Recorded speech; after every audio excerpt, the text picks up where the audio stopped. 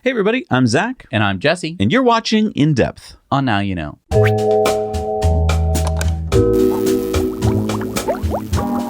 We're brought to you by abetterrouteplanner.com. Use the link down in the show notes below to get a 30-day free trial to the premium app. And we're sponsored by BigBattery.com with the best battery prices in the USA, guaranteed. If you've got something you need to power, from homes to cars, RVs to boats, and much more, BigBattery.com has you covered, offering the newest battery tech. Use the code NOWYOUKNOW to save 5% off your purchase today at BigBattery.com. This episode is sponsored by Skillshare. Skillshare offers thousands of inspiring classes for creative and curious people on topics including, look at this, stop motion look in After Effects. Or this, strategy essentials for management, consulting, and startup success. Yeah, I recently took How to Create Deep and Descriptive Conversations, an ethnographer's guide to conducting interviews by Daniel Burkall. That's cool. Oh, how about the complete guide to making French croissants? Daniel had some great tips on how to conduct an interview. 20 minutes, and I had learned some really interesting techniques. Oh man, it's so hard to pick. I mean, this one sounds great. How to travel on any budget, practical tools and strategies for travelers, creatives, and freelancers. Did you hear anything I just said? I mean, Skillshare has a course on drawing zombies and zombie hordes. There's a zombie horde coming quick. We have to run. Yeah, he's not listening. Cryptocurrency for beginners. How to invest and make money with cryptocurrency. As Zach is finding out, Skillshare offers more than 20,000 curated courses, all with no ads, and all for less than the price of a book on the subject. Yeah, and it's less than $10 a month with an annual subscription. And the first 1,000 people to click on the link in the description will get a free trial of Skillshare Premium. Make your own furniture.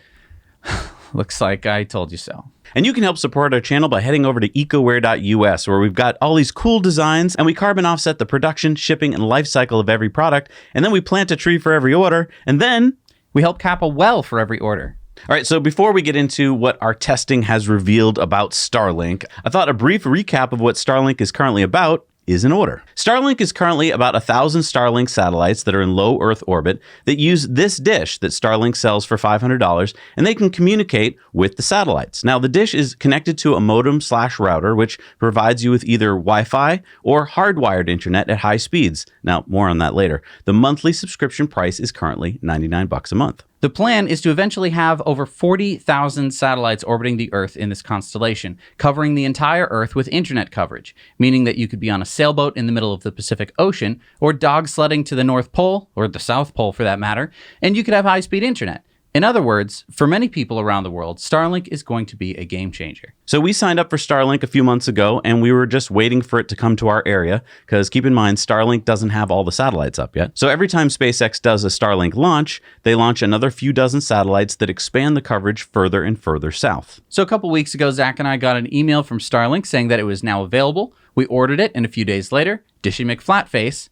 yes, that is seriously the name that Starlink calls it, arrived. So we decided to try it out. All right, we got Starlink. Let's go get it on the roof. Let's get some satellite internet going. Well, before we put it on the roof, though, I think we should do some tests. I mean, the first test is I just want to make sure it works before we go climbing up on the roof. And then secondly, I heard that it's geofenced, and I just thought it'd be cool to check out and see what that means. Is it geofenced to our actual house? Is it geofenced to our zip code? Like, could we take it camping if we wanted to?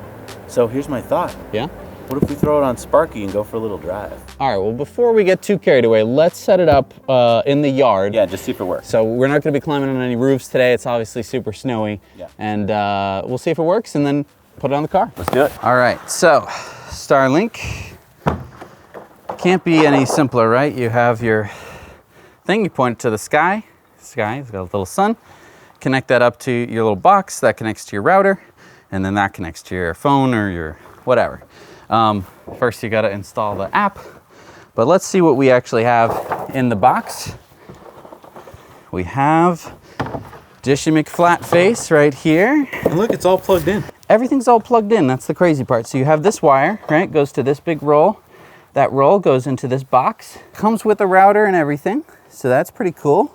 This is where the power goes. Wait, so the power is also being transmitted through the Ethernet cable? Yeah, so power through Ethernet, and yeah, it comes with this little stand, which just clicks right on. So I think we're just gonna kind of walk it into the middle of the yard where there's not too much trees and obstructions to the sky. And we're gonna see if we can just connect it to the internet here out on the porch. Oh yeah. Dishy McFlatface. All right, so I'll take the stand And then I'm just gonna walk into the yard.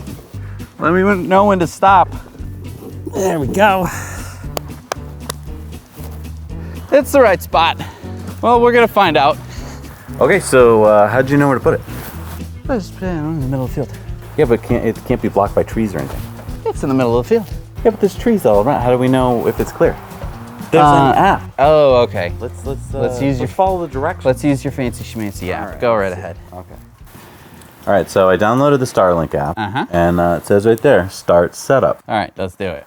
All right. Oh, we got to plug in some power. But that's all we have to plug in though. Yeah. Because everything else is already plugged in. So we did that. So next. All right. Connect to Wi-Fi. Open the Wi-Fi settings. So allow Starlink access. We're gonna say Yeah. And then We'll open the Wi-Fi settings and get it connected. all right. So it found Starlink. It took like 30 seconds. We had to shut off our Wi-Fi and turn it back on, but it found it. And then, so now it says, enter your new Wi-Fi network name, enter your new Wi-Fi password, and retype your password. So we're going to do that. All right, so we just gave it a username and password, and now it's telling us to reconnect to Wi-Fi. So we just noticed that our little Dishy McFlatface has started moving. All right, so it says it's connecting. All right, so we're out here. We didn't even set it up properly. We just plopped it in the snow, plugged everything in. 150 megabits per second. That's good. That's very good. Okay, so we got Starlink working. It took about 10 minutes to find a satellite, and then it started just basically working. It was super simple. Here is the app, and it's showing us some statistics. Now, this last few minutes, the app was off, so I think that's why it's showing that the satellite was obstructed. But basically, you can see that when it goes up to 100, it's found the satellite. When it goes down to 0, it's obstructed and it turns pink. And so you can see in the last few minutes, it's found a satellite, then lost it, then found it again, then lost it. And this is because we just set it out in the middle of the yard, but there's trees all around, and we totally did not pay attention to where you're supposed to put it. It's being obstructed by trees. So we thought next thing we should do is open up the app and find out where we should put it in the yard, just so we can get a little better spot. All right, so we're having some obstructions. What do we do? Yeah, basically we threw it out there and we were just like, give us internet, and it worked. But it's not optimal. Obviously we chose the middle of a field to have as little obstructions as possible, but we didn't use the app's, check for obstructions. So let's find a better spot for that Starlink. All right. Here you go. So I'm gonna keep this pointed at the sky and see, I wanna just see sky. That's all I wanna see. Right, and you wanna make sure that you get it down low. Oh, where the Starlink's gonna be. Because that's where the Starlink's gonna be. Okay. All right, so I'm noticing that the dish is pointing north. Which is funny because, well, I mean, I guess it makes sense. The satellites are in the north. But what I'm wondering is, when there's more satellites, do you think it'll be pointing all over the place?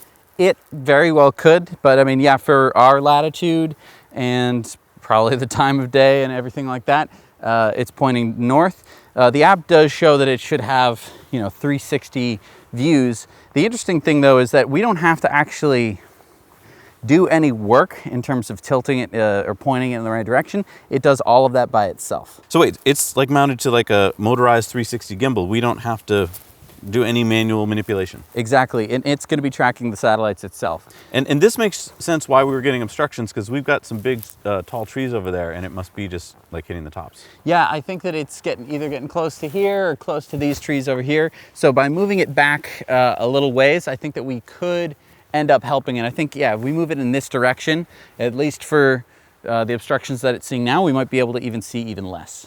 So that went well. Setup only took a few minutes, but then we got the idea of testing whether Starlink is really geofenced or not. Okay, so what is geofenced? Geofencing is a term that basically means preventing from working in particular places, usually through the aid of GPS. Okay, so Starlink would only want it working at your house. That was the rumor that we had heard, that people were saying that, like, oh, it's only going to work at your address. So we really wanted to test that and see if that was actually true or not. Yeah, I mean, we wanted to do an episode where we took Dishy McFlatface camping up in the woods in New Hampshire and see if we could have internet while we camped. So we decided to put it to the test. So I got an inverter. Nice. And since we're not going to be drawing much power, there should be no problem. Yep. So we got Starlink in the back. Yep. Let's go find our first location as close to the house as possible. Because we think that it's going to be geofenced, but where is the fence? Right, is it the town? Is it the zip code? We're going to go to a bunch of different spots and see if we can connect or not. Yeah. So let's go test it out. Let's do it.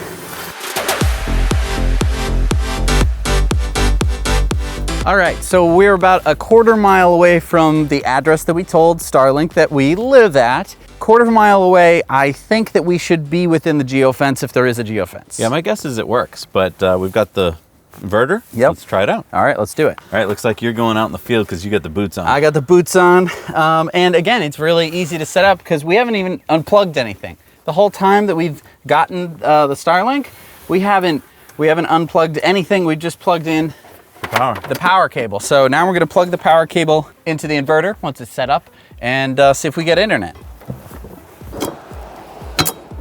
All right, we're going to talk to the aliens. All right. I know you probably can't see this, but it says you're connected. And yeah, so we got our Starlink over there, quarter mile from the correct address. It took about 5 minutes to get it set up. It was Yeah. basically, the longest point was just waiting for the Wi-Fi to connect. Once the Wi-Fi connected, it took about 60 seconds for it to turn and find a satellite, and then we're connected. So it looks like we're not on our property, and it's working. Do you want to play a video or something? Yeah, just let me pull up the latest Tesla time news. I'll do the speed test. You're watching Tesla Time News, episode 233 on Now You Know. For speeds, 140 megabits per second, Woohoo! That's lightning fast. 140 megabits per second. And Well, it proves that the geofence is at least a quarter of a mile away from the address that we provided Starlink with. Now, this makes sense because people have large pieces of property, and Google will pinpoint a spot and say this is the address, and it's usually right on the street. But if you have 40 or 100 or 1,000 acres or something like that, there's a good chance that you're going to be setting up Starlink that not at your mailbox. So that means that for a fairly large parcel of land, you'd be able to set up Starlink wherever you wanted. I think we need to keep testing. Let's go further. Wow, so a quarter mile from the house and it still worked, but we kind of thought that could be just like a fluke, or maybe Starlink was still geofencing, but they made the radius big enough for like big properties in Wyoming. So we decided to go 1 mile from the house. All right, so this time we're already in the open area, so I don't have to go walking 100 feet through the snow. I think we're gonna put it right on top of Sparky, see if we can get some internet. So close up the roof and let's set it up. All right, so now we're about a mile away from the address that we told Starlink that we were gonna be at. We've set it up on top of the car this time, just so I don't have to go walking out through the snow. Everything's plugged in. It usually it's taken about 5-10 minutes to set up each time. Yep. It's not that long if you were camping or something like that. Right. So I'm pretty excited to see if it's gonna work, because if it can work about a mile away from the address that you're supposed to be at, And it can maybe work further. it might be able to work further, but I mean, even that would be a pretty useful range. I mean, if you had like a farmer's market or somewhere, your friend's house. But before you get too excited, what do you think the chances are that it's going to work? I think it's 80%. I'm gonna go with maybe 75%. Yeah, I think it's probably gonna work. Oh, there it goes. There we go. So we should probably expect to see internet in a couple seconds. I got it connected. Run a speed test. Here we go. We're getting 80 megabits per second. Nice. All right, here we are, about a mile away from our address, getting 83 megabits per second. So, I mean, Geofence is looking a little wide at this point, if it exists at all. This is so cool, dude. I know. We're a mile from home.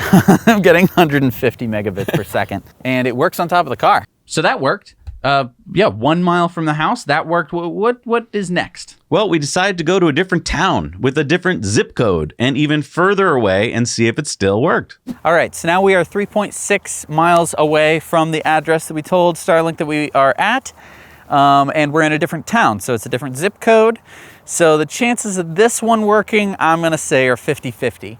3.5 miles isn't that far. So you could, conceivably have a piece of property that was this big, and you'd be pretty mad if Starlink didn't work. But we're gonna set Starlink up on top of Sparky here and give it another shot.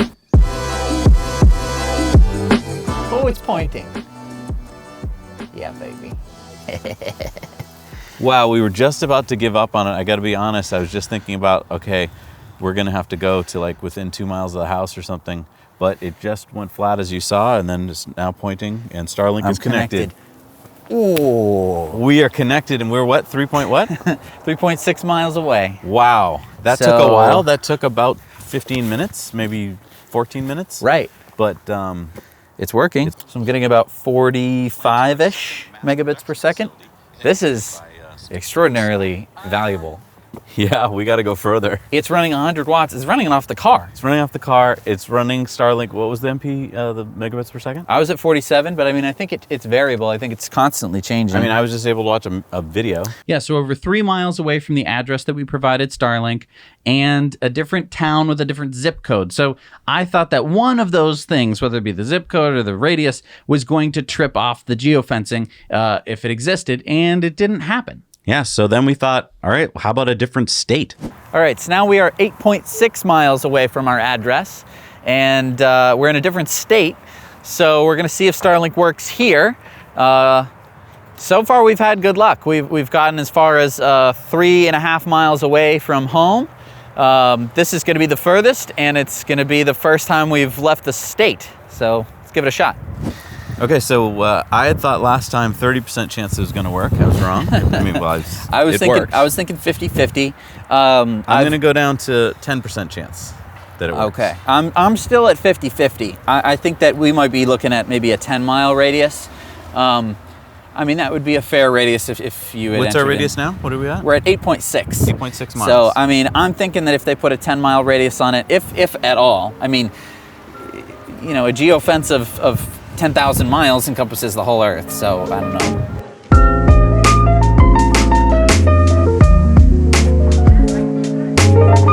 And it's turning. It's going to point somewhere. There it goes. Nice. What do we got? So that took 8 minutes and 10 seconds. That's not too bad. It says it's connected. It says we're online. Okay, I'm I going to have go. internet. I'll run a speed test. I'll run a video. 35. All right, so it works. We're able to watch a video up here in New Hampshire, 8.6 miles from home. So we hopped over the border far enough that I think any GPS system would say you are definitely in New Hampshire, and it still was letting us connect to the internet. But hang on, we were still within a 10-mile radius of our house, and so that could have just been like the radius that Starlink provided. And the problem with that is, let's say you lived in Manhattan and you wanted to go camping. Well, 10 miles isn't going to get you far enough away from Manhattan to go camping. So we decided to go even further from the house. All right, so we are currently 20 miles from the address that we are supposed to be at. We've set up Starlink.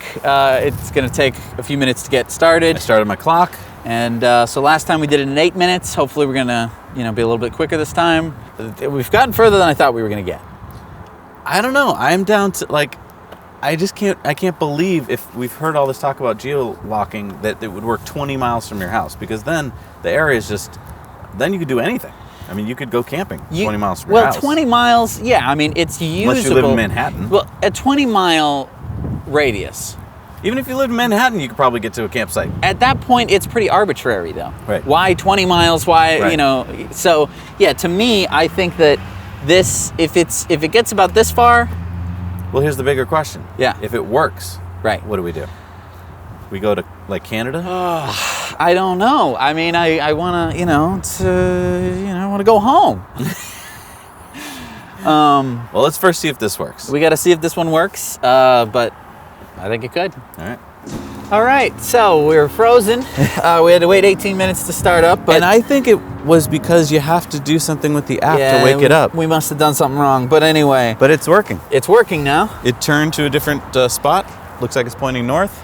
And what speeds are you getting? 110. Whoa. So, our theory that it was pointing in the wrong direction and that's why we weren't getting the speeds is pretty much debunked. We're 20 miles away from the address that this is supposed to be at, so I'm pretty confident that there is no geofence. Yeah, I mean, there's a video that's playing right now. Yeah. Yeah, I think we've done all the testing for today that we can. The sun's going down. We're over 20 miles away from the home location. 160. That's fast. Wow. So, I mean, we were 20 miles away from home, and it still worked. Yeah, we were in a different state, different zip code, all that. And so does this put the geofence argument to rest? I mean, please comment below if you're an IT expert and you think we missed something. Yeah, like maybe Starlink has a timer routine and it doesn't check for location in the first couple minutes, or maybe, it works within 20 miles, but there are areas of the globe where they don't actually have service coverage, which would be fair. Then that's less geofencing as it is they don't have coverage of. Right. But if it's true that Starlink is portable, so to speak, then we could essentially go camping and bring Starlink to have high-speed internet at our campsite. And I think that's really huge because up until now, having high-speed internet at your campsite was not a thing. Or it was a thing, but you'd have to use your cell service, and that usually gets expensive. Here we have unlimited internet for a subscription price, which we could then take home and use as our home router because it's enough internet speeds to work. And I just want to talk about all the trips we've taken where this would have been a godsend, because we've done trips where, first of all, where we stay that night is largely based not on the comfort of the hotel, but on the Wi-Fi speed. We would walk into the lobby with our with our phone and check the speed and be like, nope, let's go. Right. I mean, most hotels only give you about like 1 to 2 megabits per second, which is enough to send emails, but it's not enough to upload, in our case, huge video files, which is probably why the hotels want to limit that speed. I mean, I remember a night, I think it was in Kansas, where, I mean, we were up all night trying to make sure our upload worked, and we just didn't get any sleep just because we were trying to keep the modem alive. And yeah, so obviously applications for camping, but I want to talk about businesses. I mean, we talked a little bit about hotels, but I mean, having internet anywhere opens you up to having a, pop-up coffee bar at your food truck or like at an RV park campsite type of deal. Just like, hey, do you want internet?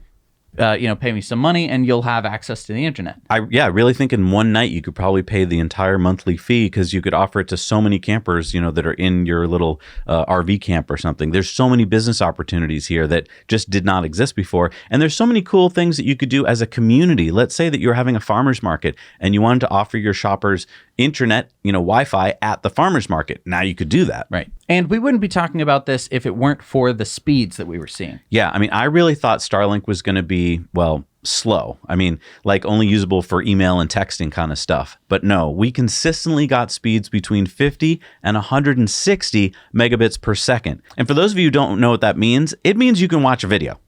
Oh, it means that's what you want to do, right? It means that multiple people can be on that router and watching Netflix and doing all the stuff you normally want to do high speed on the internet. Exactly. And we've recently reported on Tesla Time News that Elon tweeted that those speeds will soon be doubling. And I just want to talk about power for a second. I mean, we were doing some tests and Starlink appeared to only be using a max of around 100 watts. Yeah, I mean, that's kind of amazing considering that includes the router and the modem. This low power consumption means that you can power it like we did from an inverter off your car or even a small battery pack. And setup is incredibly easy. We didn't have to plug anything in. It came pre-plugged in, which I've never heard of anything. Usually everything's in its own little plastic bag and you have to undo it. We didn't even have to use the app to start it, and we got it running in minutes. Yeah, I mean, there was no special codes you had to type in or things you had to look up. It just, you plug it in, you wait, it worked. And I mean, my question for you guys is to comment below and tell us what you think we should do next with Starlink. I mean, how should we test this even further? Because I just want to say, I thought that Starlink would be a bit of a science experiment only,